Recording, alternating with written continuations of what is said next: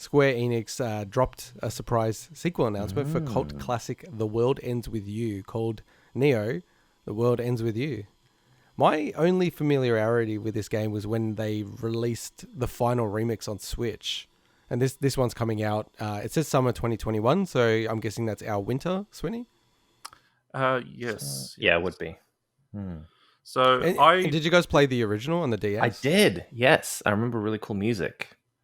Yeah, so the reason why, not only was it actually, it's a cool sequel announcement, but I have a very love-hate relationship with this game because I own this on the DS. So when it first came out, I picked it up not long after, and there was a lot of buzz about this game when it came out originally, and I wanted to love it, but I just couldn't get to grips with the dual-screen combat on the Nintendo DS, and that's why this has reminded me that I need to check out what they've done with that Switch version, because obviously the Switch is not dual screen. So are you sure this was dual screen? On the Nintendo DS was known for having dual screens. The Nintendo DS. I know. So the Switch version, I'm keen to see actually how they actually adapted that to see if it's something that I like more, because a lot of people loved the game, but some people struggled with following what was happening across both screens simultaneously in battles. But this game, it's essentially like, it's like a 3D version. Like, it looks the same in many ways, which is cool. The stylized visuals and everything. So hang on. Is there a remake or remaster of the original on Switch? Yes. Yeah. How did I not know? Yeah, it dropped in price a few months ago, but now it's back up. That's right, I'll wait. Yeah, so I think the best you'll be able to get it for is like about 35 Australian dollars. That's still pretty good. I'll easily pay that. I just it's have like too many 70 right now, though. Like, it's pretty crazy. Wow, that's probably more than the original was. 100%, dude. Like, yes, what? Sweeney, what's the most expensive DS games? Like $55 maybe? Most expensive? Yeah, when they came out, it wouldn't have been more than that.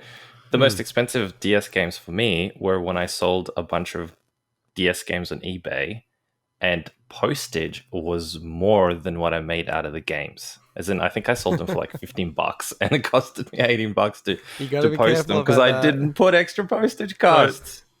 So getting back to the game, the one thing, so I'm super pumped to try this when it comes out, but I will say the footage looks rough. It looks very early 360 PS3 era for some reason, which is not something that Square are usually firing on all cylinders when it comes to the presentation of games. But then how about Bravely Default 2? Like, I kind of felt the same, that it just looked...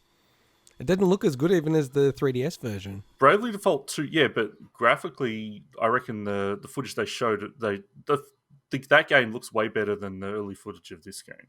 I reckon this game, when you look at the battles and everything, it looks very PS3 era. So it's obviously some of that's very just a stylistic choice, but it's quite telling that it's only announced for PS4 and Switch and not next gen, even though it's just been announced now. I reckon that's probably a sign that it's probably not going to be the most graphically intensive game, but it doesn't need to be. Like, people have been wanting a new game in this series for so long, so it's great to finally get one announced. And just on the whole, now they're calling it forward compatibility.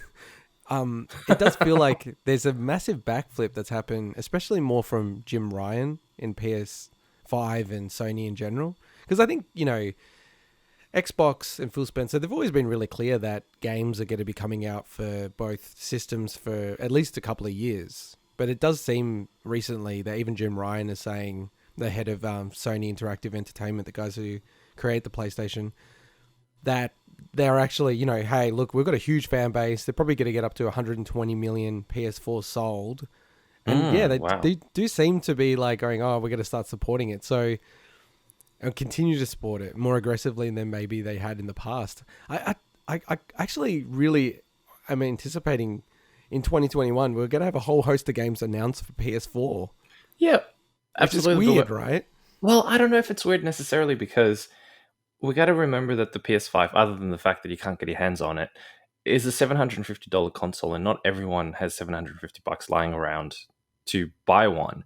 And there is no cheaper alternative per se, other than the discless version, which isn't really that much cheaper. So it sort of needs to still have something there that people that can't afford the 750 can, still get a console and play. So I think it probably is going to go for a few more years easily. Well, you've got also the thing that you haven't had for a while, where you can make it for the PS4 and it will run pretty seamlessly on the PS5. Perfect. Whereas before, it's like you either have to have two versions or just commit to the new next-gen console, right? So yeah, I think that's going to make a bit of an influence as well. And then sticking with Square